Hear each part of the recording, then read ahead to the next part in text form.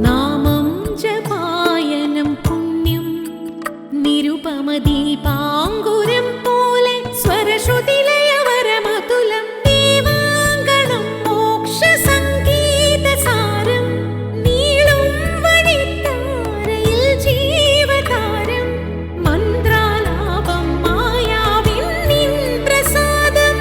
ദീപം ദീപം ദീപം.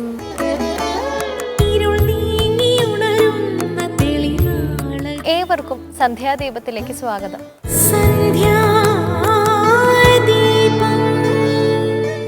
വളരെ കാലം ഒരു രാജാവിന്റെ തടവിൽ കഴിഞ്ഞ മറ്റൊരു രാജാവ് ഒരു നാൾ സ്വതന്ത്രനാകപ്പെടുന്നു. കൂടാതെ അയാൾക്ക് ഭരിക്കാൻ ഒരു ഗ്രാമം കൂടി നൽകുന്നു. ആ ചെറുരാജ്യം അയാളെ വളരെയധികം സന്തോഷിപ്പിക്കും. അതിൻ്റെ അധികാരം സംതൃപ്തിയോടെ സ്വീകരിക്കും. എന്നാൽ വിശാലമായ ഒരു രാജ്യം, അധീനതയിലുള്ള ഒരു രാജാവ് തൻ്റെ രാജ്യം കൂടുതൽ വിപുലമാക്കേണ്ടത് എങ്ങനെ എന്ന ചിന്തയാൽ ആത്മസംഘർഷമുള്ളവനും അസംതൃപ്തനുമായി തീരും. ഇതാണ് ഭോഗ താല്പര്യത്തിൻ്റെ സ്വഭാവം. മന്ത്രങ്ങളും പ്രാർത്ഥനകളും വളരെ വ്യത്യാസപ്പെട്ടിരിക്കുന്നു. എന്നാൽ മന്ത്രവും പ്രാർത്ഥനയും കൂടിച്ചേരുന്നതാണ് ഗായത്രി. ഇതിൽ മന്ത്രത്തിൻ്റെ ശക്തിയും പ്രാർത്ഥനയിലെ വിനയം നിറഞ്ഞ ഭക്തിയുമുണ്ട്. ഈ മന്ത്രം സൂര്യനെ സംബോധന ചെയ്യുന്നതാണെങ്കിലും യഥാർത്ഥ പ്രാർത്ഥന ഗായത്രി ദേവിയിൽ ചെന്നെത്തുന്നു. ഇനി ഇന്നത്തെ സന്ധ്യാനാമത്തിന്റെ സമയമാണ്. കേൾക്കാം. சேந்தனே கந்தனே செங்கோட்டு வெப்பனை முருகா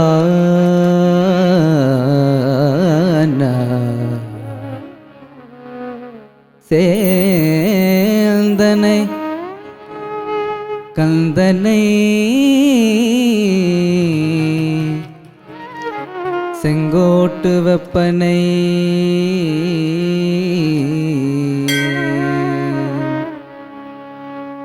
செஞ்சுடல் வேல் வேல்தனை முருகாகனா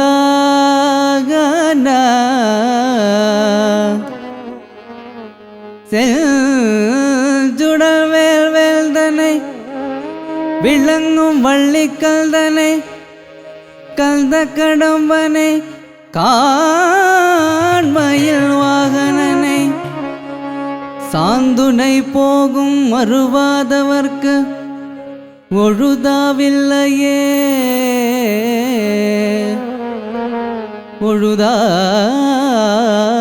ஒழுதாவில்லையே முருகா முருகா முருகா.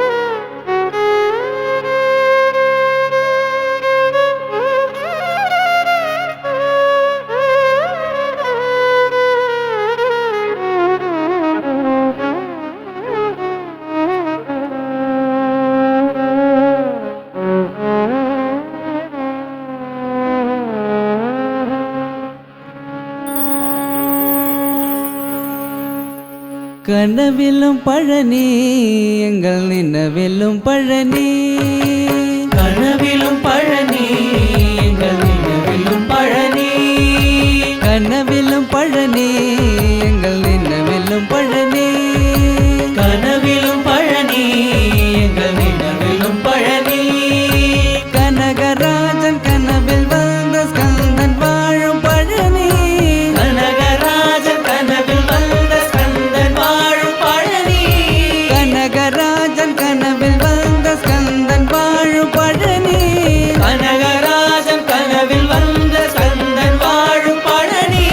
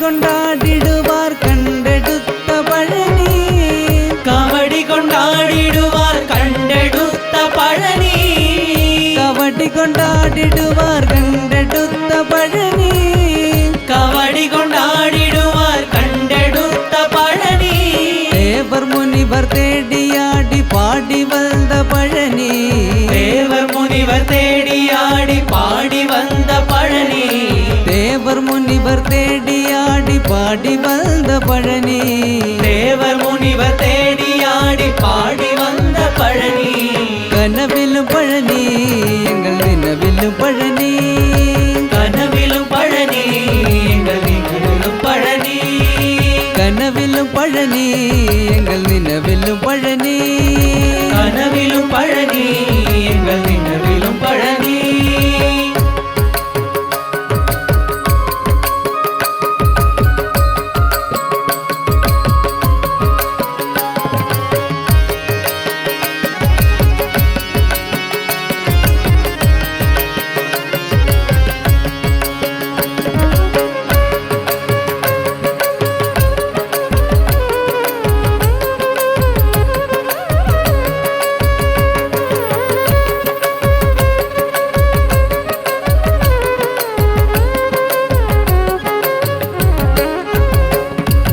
ആറുപടை വീട്ടിലൊன்றாய் അമർന്നിരിക്കും പഴനി ആറുപടை വീട്ടിലൊன்றாய் അമർന്നിരിക്കും പഴനി ആറുപടை വീട്ടിലൊன்றாய் അമർന്നിരിക്കും പഴനി ആറുപടை വീട്ടിലൊன்றாய் അമർന്നിരിക്കും പഴനി ഏറുമയിലേറി വந்த ഏത്തൻ വാഴും പഴനി ഏറുമയിലേറി വந்த ഏത്തൻ വാഴും പഴനി ഏറുമയിലേറി വந்த ഏത്തൻ വാഴും പഴനി ഏറുമയിലേറി വந்த ഏത്തൻ വാഴും പഴനി തിരുപ്പുകളാൽ അടിയാർകൾ ദിനവും വാഴും പഴനി തിരുപ്പുകളാൽ അടിയാർകൾ ദിനവും വാഴും പഴനി തിരുപ്പുകളാൽ അടിയാർകൾ ദിനവും വാഴും പഴനി തിരുപ്പുകളാൽ അടിയാർകൾ ദിനവും വാഴും പഴനി തിരുനീട്ടൈകനന്ത് കാത്ത് ധീരൻ വാഴും പഴനി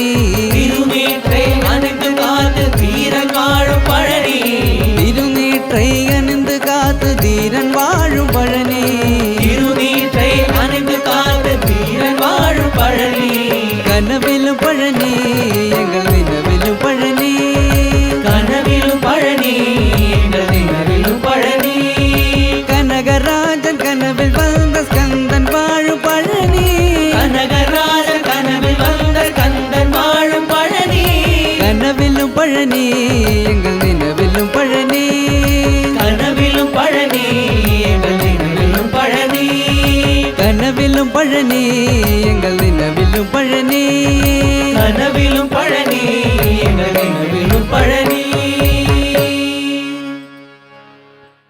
എല്ലാ മലയാള മാസവും വെളുത്ത പക്ഷത്തിലും കറുത്ത പക്ഷത്തിലും വരുന്ന ത്രയോദശി തിഥിയാണ് പ്രദോഷമായി ആചരിക്കുക. ശിവപാർവതി ആരാധനയ്ക്ക് ഏറ്റവും ശ്രേഷ്ഠം എന്ന് വിശ്വസിക്കപ്പെടുന്ന ഈ ദിനത്തിൽ വ്രതം, ക്ഷേത്ര ദർശനം എന്നിവയിലൂടെ ദേവീദേവ പൂജ നടത്തുന്ന ധാരാളം ഭക്തരുണ്ട്. ഇന്നത്തെ കഥയമമ്മ പ്രദോഷ മഹാത്മ്യം വിശദമാക്കുന്നു. എല്ലാവർക്കും ഹൃദയം നിറഞ്ഞ നമസ്കാരം. കഥയമമ്മയുടെ ഇന്നത്തെ അധ്യായത്തിലേക്ക് എല്ലാവർക്കും ഹാർദമായ സ്വാഗതം. നമ്മുടെ പൂർവികര് ആരാധനാ രീതികൾ നമുക്ക് പറഞ്ഞു തന്നപ്പോൾ പലതരത്തിലുള്ള വ്രതാനുഷ്ഠാനങ്ങളും ആചരണ രീതികൾ കൂടി നമുക്ക് പറഞ്ഞു തന്നു. കാരണം ആത്യന്തികമായിട്ട് ആധ്യാത്മികതയിലേക്ക് സഞ്ചരിക്കുന്ന ഒരാൾക്ക് 3 കാര്യങ്ങളെ നിയന്ത്രിക്കാൻ സാധിക്കണം എന്നാണ്. അതൊന്ന് ശരീരം, 2 മനസ്സ്, 3 വാക്ക്. ഇത് 3 നിയന്ത്രിച്ചാലാണ് കൃത്യമായിട്ട് ആധ്യാത്മികതയുടെ പാതയിൽ നമുക്ക് സഞ്ചരിക്കാൻ സാധിക്കുള്ളൂ. ഇതെല്ലാ കാലത്തും നിയന്ത്രിക്കാൻ ചിലപ്പോൾ ബുദ്ധിമുട്ടാവും. അതുകൊണ്ട് തന്നെ ചില വിശേഷപ്പെട്ട ദിവസങ്ങൾ തിരഞ്ഞെടുത്ത് ഇന്നേ ദിവസം ഇത് ആചരിക്കാനായിട്ടൊരു വ്രതം അവർ ചിട്ടപ്പെടുത്തി. അങ്ങനെ ഓരോ മൂർത്തിക്കും ഓരോ വ്രതങ്ങളുണ്ട്. ഇപ്പം ഗുരുവായൂരപ്പനാണെങ്കിൽ ഏറ്റവും പ്രധാനം ഏകാദശിയാണ്. സുബ്രഹ്മണ്യ സ്വാമിയാണെങ്കിൽ ഏറ്റവും പ്രധാനം ഷഷ്ടിയാണ്. ഇങ്ങനെ ഓരോരുത്തർക്കും ഓരോ പക്കം വെച്ച് കണക്ക് വെച്ച് നമ്മൾ വ്രതാനുഷ്ഠാന രീതികൾ ചിട്ടപ്പെടുത്തിയപ്പോൾ സാക്ഷാൽ ശ്രീ മഹാദേവന് വേണ്ടി മാത്രം മാറ്റിവെക്കപ്പെട്ടിട്ടുള്ള ഏറ്റവും പ്രധാനപ്പെട്ട ഒരു അവസരത്തെക്കുറിച്ചാണ് നമ്മൾ ഇന്ന് സംസാരിക്കുന്നത്. പ്രദോഷത്തെക്കുറിച്ചാണ്, അതിൻ്റെ മാഹാത്മ്യത്തെക്കുറിച്ചാണ് നമ്മൾ ഇന്ന് സംസാരിക്കുന്നത്. പ്രദോഷം എന്നുള്ള വാക്ക് കേൾക്കുമ്പോൾ തന്നെ നമുക്കറിയാം സന്ധ്യാസമയത്തെയാണ് നമ്മൾ പറയുക. അപ്പം അതുകൊണ്ട് തന്നെ എല്ലാ ദിവസവും പ്രദോഷം ഉണ്ടെന്ന് വെച്ചാൽ എല്ലാ ദിവസവും പ്രദോഷമുണ്ട്. എന്നാലും മാസത്തിൽ 2 തവണ വരുന്ന പ്രദോഷങ്ങൾ പ്രധാനമായിട്ടും കണക്കാക്കുന്നു. ഒന്ന് വെളുത്ത പക്ഷത്തിൽ വരുന്ന പ്രദോഷവും 2 കറുത്ത പക്ഷത്തിൽ വരുന്ന പ്രദോഷവും. അതായത് അമാവാസി കഴിഞ്ഞിട്ട് വരുന്ന പ്രദോഷവും അതുപോലെ തന്നെ പൗർണമി കഴിഞ്ഞിട്ട് വരുന്ന പ്രദോഷവും. ഇതിൽ കറുത്ത പക്ഷത്തിലെ പ്രദോഷത്തിനാണ് പ്രാധാന്യം കൂടുതൽ. അത് തന്നെ കറുത്ത പക്ഷത്തിലെ പ്രദോഷം ശനിയാഴ്ചയായിട്ടാണ് വരുന്നതെന്നുണ്ടെങ്കിൽ ഏറ്റവും പ്രാധാന്യമാണെന്നാണ്. പ്രദോഷ സമയത്ത് ഏതൊരു കാര്യത്തിൽ തുടക്കം കുറിക്കാനും വളരെ നല്ലതാണെന്നാണ് പറയുക. പൊതുവിൽ നമ്മളെപ്പോഴും ഈ സന്ധ്യാസമയം മോശമാണെന്നൊരു വ്യാഖ്യാനമുണ്ട്. അങ്ങനെയല്ല, ഈ പ്രദോഷ സമയത്ത് ഭഗവാനെ ആരാധിച്ചുകൊണ്ട് ചെയ്യുന്ന ഏത് കർമ്മവും വിശേഷപ്പെട്ടതായിട്ട് മാറും എന്നാണ് പറയുക. അതുകൊണ്ട് തന്നെ മഹാദേവനെ പൂജിക്കാൻ ഏറ്റവും പറ്റിയ സമയമാണ് പ്രദോഷം. അതിൽ തന്നെ ശനിപ്രദോഷം ഏറെ കേമാണെന്ന് ഞാൻ പറഞ്ഞു. എല്ലാ മാസത്തിലും വരുന്ന കൃഷ്ണപക്ഷത്തിലെ കറുത്ത പക്ഷത്തിലെ പ്രദോഷമാണ് ശിവക്ഷേത്രങ്ങളിലൊക്കെ ആചരിക്കാറുള്ളത്.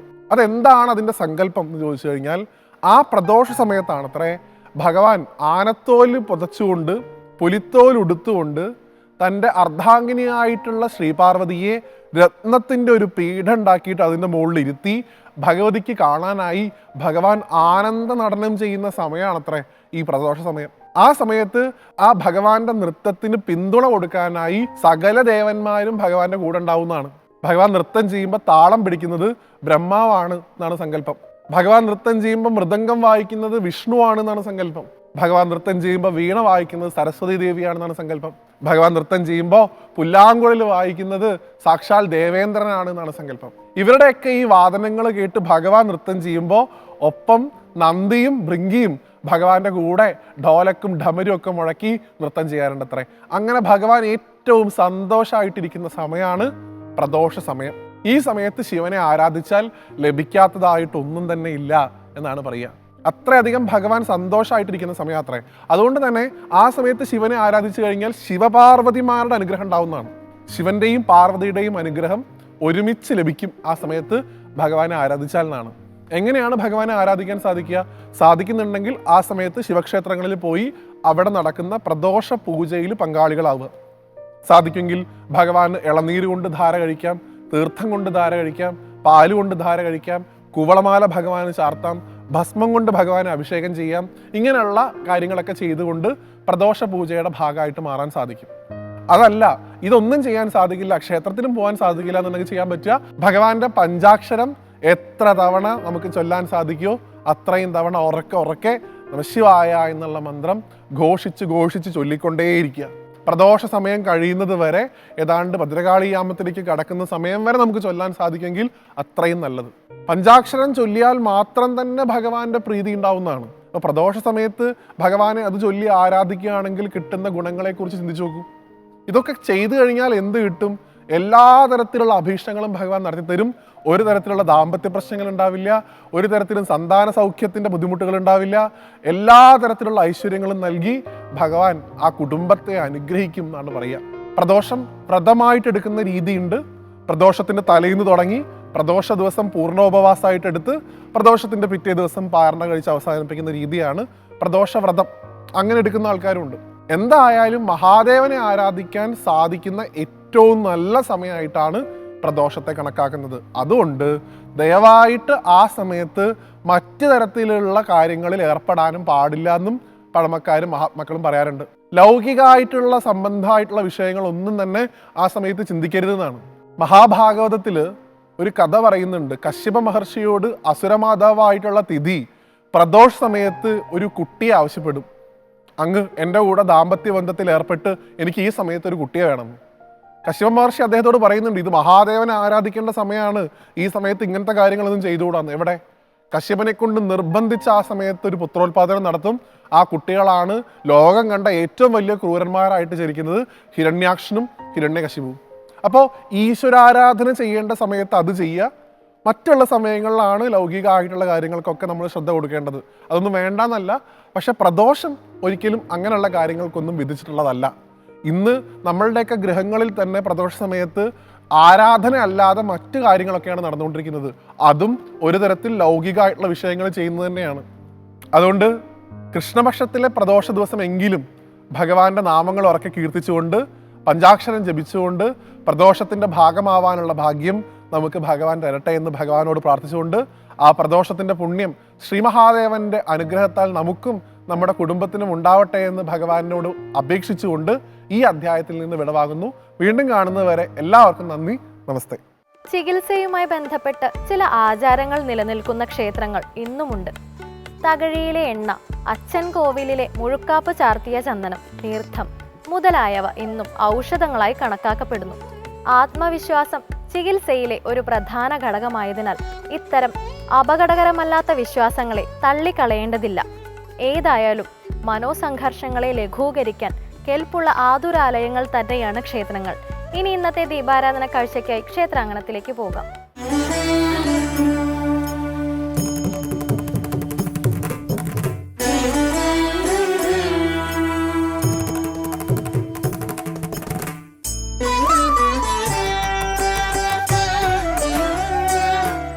ഇത് തേവലക്കര ദേവീക്ഷേത്രം. ശാന്തസ്വരൂപിണിയും ഇഷ്ടവര പ്രദായിനിയുമായി കുടികൊള്ളുന്ന അമ്മ ഒരു നാടിന്റെ സർവ്വവിധ ഐശ്വര്യങ്ങൾക്കും കാരണഭൂതയാകുന്നു. ഹിമവൽ പുത്രി നീ മഹിയെ അനുഗ്രഹിക്കാൻ മലനാട്ടിലെ കൊല്ലം ജില്ലയിൽ തേവലക്കര പഞ്ചായത്തിലാണ് തേവലക്കര ദേവീക്ഷേത്രം സ്ഥിതി ചെയ്യുന്നത്. ചതുർബാഹുവായ ശ്രീ ദുർഗാ ഭഗവതിയാണ് ഇവിടുത്തെ പ്രധാന പ്രതിഷ്ഠ. പഴയ കാലത്ത് വളരെയധികം സമ്പത്തും കീർത്തിയും ഉണ്ടായിരുന്ന ക്ഷേത്രമായിരുന്നത്രേ തേവലക്കര ദേവീക്ഷേത്രം. 600ഓളം വർഷത്തെ പഴക്കം ഈ ക്ഷേത്രത്തിനുണ്ടെന്ന് കണക്കാക്കി വരുന്നു. തേവലക്കരയിലെ കിഴക്കേക്കര, നടുവിലക്കര, പടിഞ്ഞാറ്റക്കര എന്നീ 3 കരകളുടെ ശക്തി ദേവതയായും തേവലക്കര ദേവി വാണരുന്നു. പരശുരാമനാൽ പ്രതിഷ്ഠിതമായ തേവലക്കര ദേവീക്ഷേത്രം ഒരു കാലത്ത് സർവ്വവിധ ഐശ്വര്യ സമ്പന്നതയോടും കൂടി വാണരുളിയിരുന്നു എന്ന് പഴമക്കാർ പറഞ്ഞു വരുന്നു. ഈ ഐശ്വര്യത്തിന്റെയും സമ്പത്തിന്റെയും കീർത്തി മറുനാട്ടിലെങ്ങും വ്യാപരിച്ചിരുന്നു. അതിന്റെ ഫലമായാവാം 15ാം നൂറ്റാണ്ടിൽ തേവലക്കര ദേവീക്ഷേത്രം പോർത്തുഗീസ് ആക്രമണത്തിന് ഇരയായത്.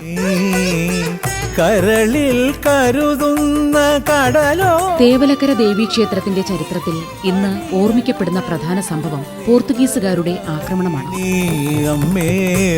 AD 1542 മുതൽ 1547 വരെ Portuguese ഗവർണറായിരുന്നു Martin Alphonsa D'Souza. Martin Alphonsa ഡിസൂസയുടെ നേതൃത്വത്തിലുള്ള പോർത്തുഗീസ് സൈന്യം 1543 തേവലക്കര ക്ഷേത്രം കൊള്ള ചെയ്യാനെത്തി. ഡിസൂസ കാഞ്ചീപുരം ക്ഷേത്രം കൊള്ള ചെയ്യാനായി പുറപ്പെട്ടുവെങ്കിലും കന്യാകുമാരി മുനമ്പു കഴിഞ്ഞപ്പോൾ വിജയനഗര സൈന്യം ഓടിച്ചതിനാൽ തിരിച്ചു വരുന്ന വഴി തേവലക്കര ക്ഷേത്രം കൊള്ള ചെയ്യുകയായിരുന്നു എന്നുമാണ് അനുമാനം. തേവലക്കര ക്ഷേത്രത്തിൽ സൂക്ഷിച്ച 2 വീപ്പകൾ നിറയെ സ്വർണം ഡിസൂസ കൊള്ള ചെയ്തതായാണ് ചരിത്രകാരനായ ഫെറിയ വൈസൂസ നൽകുന്ന വിവരണം. കരകവിഞ്ഞൊഴുകുന്ന കണ്ണീരു കൊണ്ടു ഞാൻ കരകവിഞ്ഞൊഴുകുന്ന കണ്ണീർ. തേവലക്കര ദേവീക്ഷേത്രം ആക്രമിച്ചതിനു ശേഷം പോർത്തുഗീസുകാർ പ്രായശ്ചിത്തമെന്നോണം ഒരു അപൂർവ ബലിക്കല്ല് ക്ഷേത്രത്തിൽ സമർപ്പിച്ചുവെന്ന് പറയുന്നു. ദൈവമേ നൽകാം അർഘ്യപാദ്യം. അപൂർവ ലിപികളും ചിത്രപ്പണികളുമുള്ള ഈ ബലിക്കല്ലിൽ കൊത്തിവെച്ചിരിക്കുന്ന ഭാഷ ഇന്നും ദുരൂഹമാണ്. പോർത്തുഗീസ് ആക്രമണത്തിനു ശേഷം തേവലക്കര ദേവീക്ഷേത്രത്തിന്റെ സാമ്പത്തിക സ്ഥിതി അധപതിച്ചു. 1000 നിലത്തിന്റെയും സ്വർണ്ണ ഭണ്ഡാരത്തിന്റെയും അധിപയായിരുന്നു തേവലക്കര ഭഗവതി. സ്വീകരിച്ചാലും സ്വീകരിച്ചാലും സ്വീകരിച്ചാലും 6 അടി താഴ്ചയിൽ നിന്നും കരിങ്കല്ലിൽ കെട്ടിപ്പണിത പ്രദക്ഷിണ വഴി തേവലക്കര ദേവീക്ഷേത്രത്തിലെ ഒരു പ്രത്യേകതയാണ്. ഒറ്റക്കല്ലിൽ നിർമ്മിച്ച മുഗോപുരങ്ങളും ചുറ്റുമതിലിന്റെ നിർമ്മാണ ശൈലിയും അനന്യമാണെന്ന് പറയുന്നു. പോർത്തുഗീസ് ആക്രമണത്തിനു ശേഷം ക്ഷേത്രത്തിന് കാര്യമായ നാശനഷ്ടങ്ങൾ സംഭവിച്ചു. ഏറെ കാലത്തിനു ശേഷം ക്ഷേത്ര പുനരുദ്ധാരണം നടത്തിയത് കായംകുളം രാജാവായിരുന്നു. ക്ഷേത്ര പുനരുദ്ധാരണത്തിനു ശേഷം ക്ഷേത്രകാര്യങ്ങൾ നോക്കി നടത്തിയിരുന്നത് ഇല്ലക്കാരായ നായർ പ്രധാനികളായിരുന്നു. തേവലക്കര ഭഗവതിയുടെ പ്രധാന വഴിപാടായി വിതരണം ചെയ്യുന്നത് പൊടിച്ചക്കയും കഞ്ഞിയുമായിരുന്നു. ഒരിക്കൽ തേവലക്കര ഭഗവതിയുടെ സഹോദരിയായ ചിറ്റുമല ഭഗവതി വിശപ്പ് മാറ്റാൻ എന്തുണ്ട് എന്ന് ചോദിച്ചപ്പോൾ ഇവിടെ പൊടിച്ചക്കയും കഞ്ഞിയും മാത്രമേയുള്ളൂ എന്നായിരുന്നത്രേ തേവലക്കര ഭഗവതിയുടെ മറുപടി. ഈ സങ്കല്പത്തിന്റെ വിശ്വാസത്തിലാണ് പൊടിച്ചക്കയും മറ്റു വഴിപാടുകളും ഉത്സവകാലത്ത് വിതരണം ചെയ്യുന്നത്.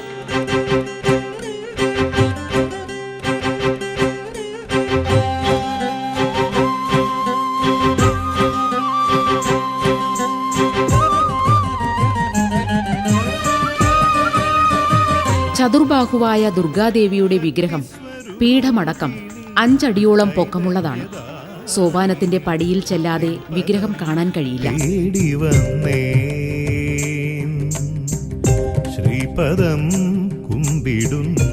തേവലക്കര ക്ഷേത്രത്തിൽ ഉപദേവതമാരെ ദർശിച്ചതിന് ശേഷമാണ് പ്രധാന ദേവതയെ ദർശിക്കുക. ഇരട്ടി പായസവും തേങ്ങാപ്പാൽ ചേർത്തുണ്ടാക്കുന്ന പായസവും ഇവിടുത്തെ പ്രധാന നിവേദ്യങ്ങളാണ്. തേവലക്കര ക്ഷേത്രത്തിൽ ദർശനം നടത്തുകയും സ്വയംവരാർച്ചന നടത്തുകയും ചെയ്താൽ മംഗല്യഭാഗ്യവും ദീർഘമാംഗല്യവും ലഭിക്കുമെന്നാണ് വിശ്വാസം. വിളങ്ങുവാനുഗ്രഹിക്കൂ പാടുവാൻ നാദമേകൂ ശക്തിസ്വരൂപിണി. ദ്വാരപാലകന്മാർക്കു പകരം തേവലക്കര ദേവീക്ഷേത്രത്തിൽ ദ്വാരപാലികമാരാണ്. തേവലക്കര ദേവിയുടെ ശക്തി കുറയ്ക്കാൻ ദേവിയുടെ മൂക്ക് തരണനല്ലൂർ ചെത്തി എന്നൊരു പഴമയും ഇവിടെ പറഞ്ഞു കേൾക്കുന്നു.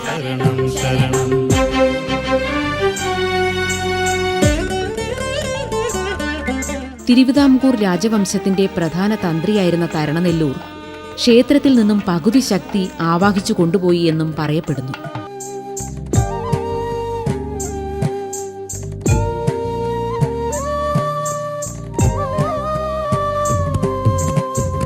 ആഴലിന്റെ വാരിധി കടക്കുമ്പോൾ എന്നൂടെ തോണിക്കൊരു തുഴയാകണമേ. ആഴലിന്റെ വാരിധി കടക്കുമ്പോൾ എന്നൂടെ തോണിക്കൊരു തുഴയാകണമേ. കനിവിന്റെ ശിവൻ, ഗണപതി, മായയക്ഷി, ശാസ്താവ്, മാടൻ, രക്ഷസ് എന്നിവയാണ് ഉപദേവതമാർ. ഇതിൽ ശിവനും ഗണപതിയും മായയക്ഷിയും കന്നിമൂലയിലെ ഒരേ ശ്രീകോവിലാണ് കുടികൊള്ളുന്നത്. മഴയാകണേ അമ്മേ ശരണം, ദേവി ശരണം, പൂവത്തുരമ്മേ ശരണം ശരണം. അമ്മേ ശരണം, ദേവി ശരണം, പൂവത്തുരമ്മേ ശരണം ശരണം.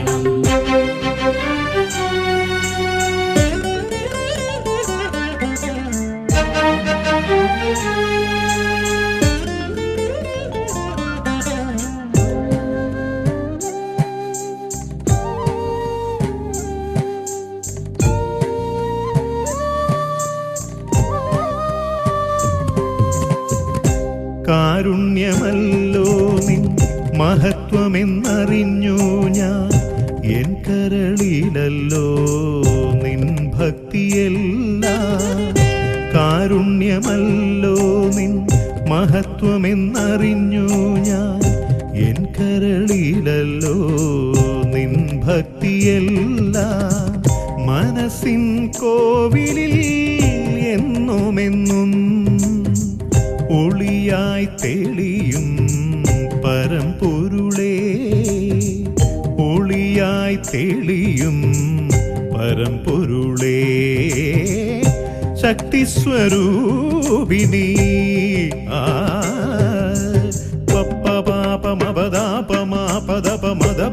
മഗരി ഗമ മഗരി സരി ഗമ പദനി സരി ഗരി ഗരി സനി ധനി സരി സനി ധമ പദനി സ ഗരി മഗരി സനി ധ പദനി സരി ഗമ മഗരി സനി ധ പദനി പദനി സരി സ. ശക്തിസ്വരൂപിണി ചൈതന്യദായിനി നിൻ പദം തേടി വന്നേ. ജാലവിദ്യ അറിയുന്നവന് മറ്റൊരു ജാലവിദ്യക്കാരന്റെ അഭ്യാസങ്ങളിൽ അതിശയം തോന്നില്ല. എന്നാൽ അത് അറിയാത്തവൻ അതിൽ ഭ്രമിച്ചു പോകും. ഇല്ലാത്തത് പലതും ഉണ്ടെന്ന് തോന്നും. അതുപോലെയാണ് അജ്ഞാനിയും ജ്ഞാനിയും ലോകത്തെ കാണുന്നത്. ജ്ഞാനം ഭ്രമത്തെ ഇല്ലാതാക്കും. എന്നതിനാൽ അതിനായി ശ്രമിക്കുക. ഇന്നത്തെ സന്ധ്യാദീപം ഇവിടെ പൂർണ്ണമാകുന്നു. ഏവർക്കും നന്ദി.